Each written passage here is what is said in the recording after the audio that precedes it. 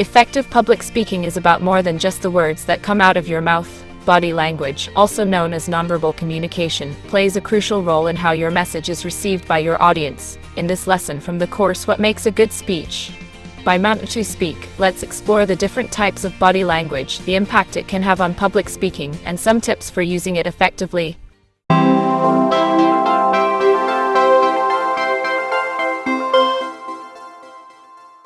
Body language encompasses the movements, gestures, and expressions of the body. It can be broken down into four main categories: kinesics, proxemics, haptics, and oculesics.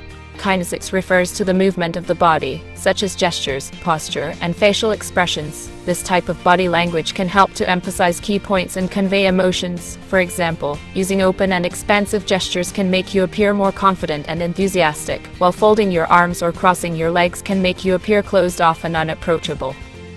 Proxemics refers to the use of space, including the distance between you and your audience, as well as the space you take up on stage. Maintaining appropriate distance can help to create a sense of intimacy and connection with your audience, while taking up too much space can make you appear dominant and intimidating.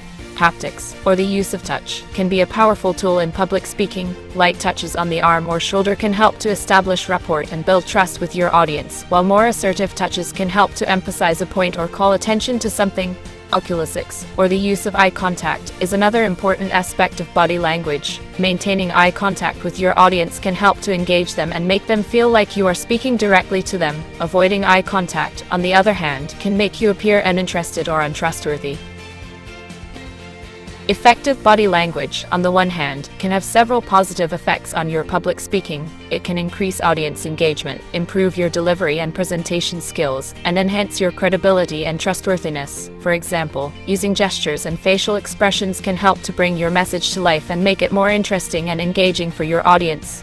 Maintaining good posture and eye contact can help to command attention and show that you are confident and competent. On the other hand, ineffective body language can have negative effects on your public speaking. Avoiding movement and gestures can make you appear dull and uninteresting, while poor posture and lack of eye contact can make you appear unconfident and untrustworthy. Inappropriate use of touch can also cause discomfort or even offense. In addition, excessive use of body language may come off as distracting and annoying for the audience. So, how can you use body language effectively in your public speaking? Here are a few tips to keep in mind. 1. Use movement and gestures in moderation to emphasize key points. Gestures and movements can help to bring your message to life and make it more interesting and engaging for your audience. Use them to emphasize important points, or to add emphasis or emotion to your words.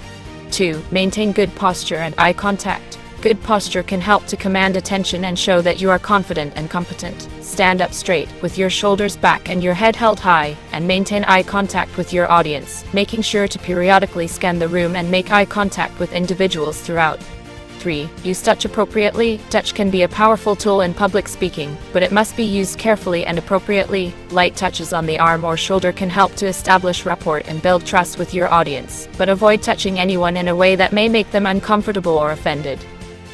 4. Avoid bad body language. In general, bad body language in public speaking is anything that detracts from the effectiveness of your message or makes you appear unconfident or untrustworthy. For example, slouching or fidgeting can show a lack of confidence or interest. Crossing your arms or legs can make you appear closed off or unapproachable, and using too much or too little space can make you appear dominant or intimidated. Last but not least, practice and prepare beforehand. Body language is something that should be rehearsed and refined, just like your speech. Take the time to practice different gestures and movements, and pay attention to how they come across. If you don't know where to practice public speaking, check out our software Mount2 Speak. Mount2 Speak, as your speaking mentor, provides an environment for you to practice and get instant feedback for your public speaking performance. Try it now for free at mount2speak.com. Thank you for tuning in, and see you again in the next lesson.